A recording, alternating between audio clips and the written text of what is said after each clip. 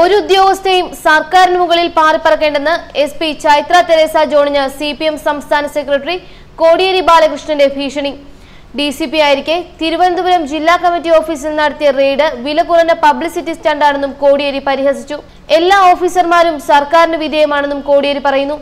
CPM നിയമവിധേയമായി പ്രവർത്തിക്കുന്ന പാർട്ടിയാണ്, നിരോധിച്ച പാർട്ടിയല്ല. നിരോധിച്ച പാർട്ടികളോട് സ്വീകരിക്കുന്ന സമീപനം CPMനോട് പാടില്ല, അത് ശരിയല്ല. വെറുതെ പാർട്ടി ഓഫീസിൽ കയറി പരിശോധന നടത്തുന്നത് സർക്കാർ നയമല്ലെന്നും കോടിയേരി പറഞ്ഞു.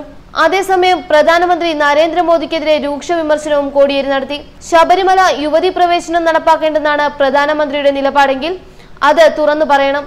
മോദി തുടരെ സംസ്ഥാനത്തെത്തുന്നത് ആസൂത്രിത നീക്കത്തിന്റെ ഭാഗമായാണ്. കമ്മ്യൂണിസ്റ്റുകാർ സംസ്കാരം തകർക്കുന്നെന്ന പ്രസ്താവന അതിന്റെ ഭാഗമാണ്. കേരളത്തെക്കുറിച്ച് മോദിക്ക് ഒന്നും അറിയില്ല. സ്വാമി വിവേകാനന്ദൻ പറഞ്ഞ പോലെ കേരളത്തെ ഭ്രാന്താലയമാക്കാൻ ശ്രമിച്ചാൽ നടക്കില്ലെന്നും കോടിയേരി പറഞ്ഞു. ഞായറാഴ്ച കൊച്ചിയിലും തൃശൂരിലും എത്തിയ പ്രധാനമന്ത്രി CPMനും കോൺഗ്രസിനുമെതിരെ രൂക്ഷ വിമർശനമാണ് നടത്തിയത്.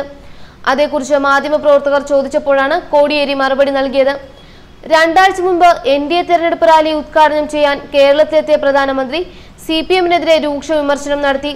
ശബരിമലയെ തകർക്കാനാണ് CPM ശ്രമിക്കുന്നതെന്നും ഭരിക്കുന്ന സർക്കാർ അതിന് കൂട്ടുനിൽക്കുകയാണെന്നും മോദി ആരോപിച്ചിരുന്നു. ശബരിമല ദേശീയ പ്രക്ഷോഭമാക്കുമെന്നും അതിന് BJP എല്ലാ പിന്തുണയും നൽകുമെന്നും CPMകാരുടെ മർദ്ദനത്തിന് BJPക്കാരുടെ മനോവീര്യം കെടുത്താനാകില്ലെന്നും പ്രധാനമന്ത്രി പറഞ്ഞു. കമ്മ്യൂണിസ്റ്റുകാർക്കും കോൺഗ്രസിനും ഭരണഘടനാ സ്ഥാപനങ്ങളോട് വിലയില്ല. വിദേശ മണ്ണിൽ ഇന്ത്യയുടെ ജനാധിപത്യ പാരമ്പര്യത്തെ അവർ ചോദ്യം ചെയ്യുന്നത് കണ്ടു.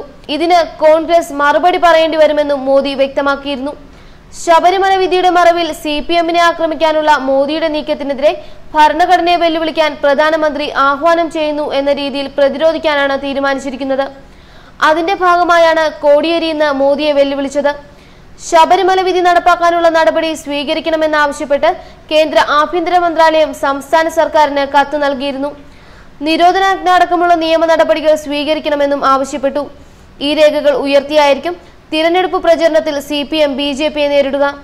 ന്യൂസ് ഡെസ്ക് മലയാളി വാർത്ത.